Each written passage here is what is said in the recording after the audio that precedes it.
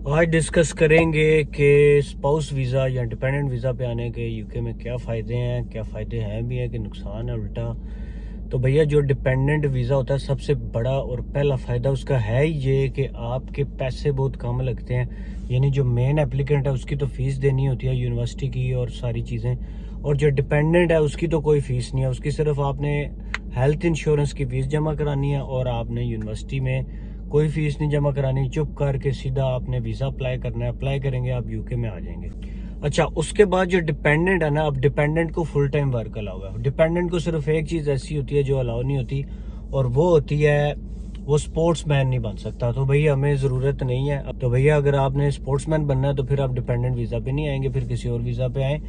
तो जो उसके अलावा आप कोई भी बिजनेस जो है वो कर सकते हैं, बिजनेस कर सकते हैं। आप चाहे जॉब करना चाहें जॉब कर सकते हैं। मतलब कोई किसी किस्म की रिस्ट्रिक्शन नहीं है। आप अपनी शॉप खोल सकते हैं, आप अपनी कंपनी स्टार्ट कर सकते हैं। आपने किसी के साथ काम करना है तो आप काम कर सकते हैं। इन अदर सेंस आप कुछ भी कर सकते हैं। यहाँ पे जो एक वर्क परमिट वाले को जो राइट्स हैं, जिसके पास वर्क परमिट होता है वही सारे राइट्स आपके पास होते हैं। अच्छा, उसके बाद जॉब अपॉर्चुनिटीज जो है ना, वो बिलीव मी जो जो फुल टाइम वर्कर है ना, जहाँ पे जिसको फुल टाइम वर्क अलाउ है उसको तो कोई मसला ही नहीं है। अगर एक बंदा है वो काम करना चाहता है, यानी वो कहता है कि मैं कर लूंगा, मैं मेहनत कर लूंगा, मुझे कोई मसला नहीं है, और वो डिपेंडेंट है या उसके पास फुल टाइम वर्क अलाउ है, तो यूके उस बंदे के लिए जन्नत है।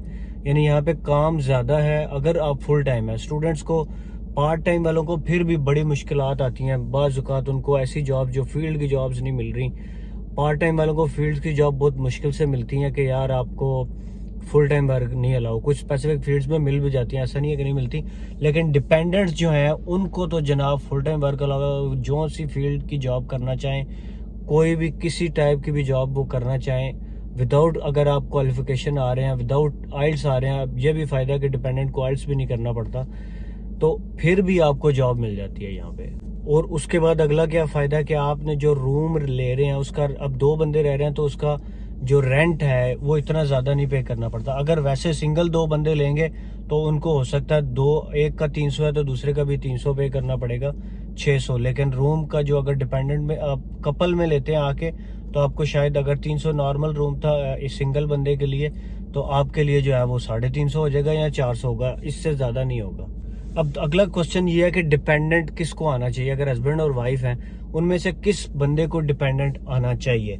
अच्छा, जो डिपेंडेंट जिसकी जो शॉर्टेज ऑफ ऑक्यूपेशन में बार बार कहता हूँ, उसके अंदर जाके देखें, जिस आप दोनों में से ना, जिसकी जो क्वालिफिकेशन है, जो डिग्री है, वो अगर शॉर्टेज ऑफ ऑक्यूपेशन के अंदर से एग्जिस्ट कर रही है, अगर दोनों की कर रही है या किसी एक की कर रही है, तो वो डिपेंडेंट पे आए, क्योंकि उसको यहाँ पे जॉब फील्ड की ज़्यादा अच्छी और जल्दी मिल जाएगी और चांसेस भी ज़्यादा है। और इसमें मज़े की बात यह है कि अगर दोनों में से किसी एक को स्पॉन्सर्ड जॉब मिल जाती है तो वो दोनों इधर स्टे कर सकते हैं। ऐसा नहीं है कि सिर्फ मेन एप्लीकेंट या जो फिर स्टूडेंट है वही जो है ना स्पॉन्सर जॉब सर्च करे उसी को मिले, नहीं। अगर डिपेंडेंट को भी मिल जाती है तो आप दोनों का वीज़ा कन्वर्ट हो जाता है। अच्छा, उसके बाद आप 2 हाथ हैं। अगर एक बंदा डिपेंडेंट और स्टूडेंट, आप 2 बंदे कमाने वाले हैं और फीस उन्होंने एक बंदे की देनी है। और दूसरा ये है कि जो फीस, जो रिमेनिंग फीस होती है ना, अगर आप स्टूडेंट डिपेंडेंट पे आ रहे हैं तो डिपेंडेंट डेफिनेटली बहुत इजीली जो फीस होती है वो मैनेज कर लेता है, उसमें कोई मुश्किल नहीं होती डिपेंडेंट के लिए स्पेसिफिकली। तो मैं ज़्यादातर ये रिकमेंड करता हूँ कि जो मेल्स है ना वो डिपेंडेंट पे आए, क्योंकि फीमेल्स फिर भी कुछ ना कुछ रिस्ट्रिक्शन कर लेती हैं कि मैं ये वाली जॉब नहीं करूंगी। तो जो मेल्स हैं वो तो कोई भी जॉब कर लेते हैं, वो फैक्ट्री में, वेयर हाउस में, कहीं भी जॉब कर लेंगे, वो डिलीवरी ड्राइविंग की जॉब कर लेंगे, यानी वो कुछ भी जॉब कर सकते हैं। तो जो डिपेंडेंट पे आ रहे हैं भैया, आप विन विन सिचुएशन पे हैं। आप दोनों जिस भी कोर्स में एडमिशन ले रहे हैं आप आ जाएं और इजीली आपको डिपेंडेंट को यहाँ जॉब मिल जाती है। लेकिन शर्त यह है कि वो बंदा मेहनत करने वाला हो। अगर मैं लेट जाऊँ और मैं कहूँ भाई मैंने काम नहीं करना और मुझे पैसे आए और फिर मैं बाद में लोगों को कहना शुरू कर दूँ कि अभी इस मुल्क में कोई फ़ायदा नहीं है, इधर कोई ना आए, तो फिर ये कसूर भैया आपका है, ये फिर कसूर इस मुल्क का नहीं है। डिपेंडेंट पे आने का ना एक नुकसान भी है। अब जो लोग डिपेंडेंट वीज़ा पे है ना, जो स्टूडेंट वीज़ा पे हैं, वो तो कहते हैं यार हमें कोई मसला नहीं, हम 24 घंटे भी काम कर लेंगे, क्योंकि स्टूडेंट वीज़ा पे हैं, उन्होंने कौन सा घर जाना है, घर जाएं या जॉब पे जाएं एक ही बात होती है, ठीक है। लेकिन जो लोग हैं ना डिपेंडेंट वीज़ा पे, अब वो कहते हैं हमने नाइट शिफ्ट्स नहीं करनी, ठीक है, वो कहते हैं हमने जो है ना घर से नाइट शिफ्ट हमने घर में करनी है, जाहिर है फिर उन्होंने नाइट में घर आना होता है। तो वो ये अब डिपेंड करता है आप दोनों के ऊपर कि अगर तो हस्बैंड वाइफ दोनों जॉब कर रहे हैं, एक पार्ट टाइम एक फुल टाइम, तो फिर तो बहुत ही अच्छी बात है, फिर तो आपके बड़े वारे न्यारे हैं और पैसे भी दोनों कमा रहे हैं, तो बस मसला ही नहीं है।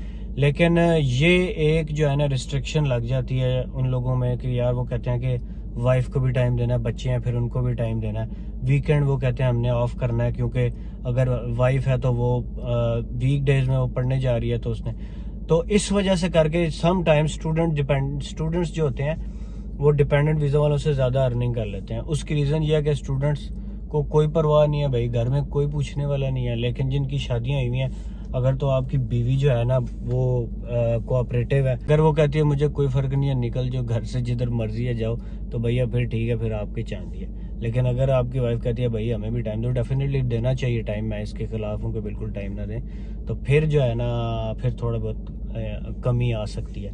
लेकिन जो सबसे बड़ा बेनिफिट जो मुझे लगता है वो ये होता है कि आप फुल टाइम वर्कर हैं और आप कोई भी जॉब स्विच कर सकते हैं। आप कोई भी जॉब आप हल्की फुल्की भी क्वालिफिकेशन आपकी मैच कर रही है ना, आपको वो जॉब इजीली मिल जाती है। इंग्लिश अगर आपकी अच्छी है, आइल्स रिक्वायर्ड नहीं है, लेकिन इंग्लिश सीखेंगे तो भैया जॉब्स ज़्यादा मिलेंगी। ड्राइविंग सीखेंगे तो ड्राइविंग की ज़्यादा जॉब्स हैं, इसी तरह लाइसेंस इंटरनेशनल लेके आएंगे। तो डिपेंडेंट पे जो भी लोग आ रहे हैं वो ज़्यादा सोचे नहीं, वो चुप करके आ जाएं। डिपेंडेंट वीज़ा पे यहाँ पे आने के बहुत ज़्यादा फ़ायदे हैं और बहुत ही अच्छी लाइफ है डिपेंडेंट्स की, बच्चों की भी। और यहाँ पे बच्चों की एजुकेशन भी फ्री है, जो छोटे बच्चे हैं 12th तक उनकी एजुकेशन भी फ्री है। लेकिन एक नुकसान ये भी है कि आपको हेल्थ इंश्योरेंस हर साल देनी पड़ती है। अगर आपके साथ बच्चे हैं, बच्चों की भी देनी पड़ेगी और डिपेंडेंट की भी, स्टूडेंट की भी। तो फिर अगर एक बंदा कमाने वाला है और फिर 3-4 हैं जिनकी आपको एक्सपेंसेस बियर करने हैं, तो फिर जो डिपेंडेंट है ना, फिर उनके लिए यही नुकसान है एक बड़ा, उससे अलावा और कोई भी नुकसान नहीं है। फिर यानी बचत कोई नहीं है डिपेंडेंट को, क्योंकि वो सारे पैसे फिर इधर ही लगा रहा है। तो भैया मैंने अपनी समझ के मुताबिक एक्सप्लेन कर दिया। अगर आपको फिर भी कोई क्वेश्चन है तो ज़रूर कमेंट्स आपके सामने कमेंट्स करें, मैं अभी आपको आंसर करता हूँ। सी यू नेक्स्ट वीडियो, खुदा हाफिज़।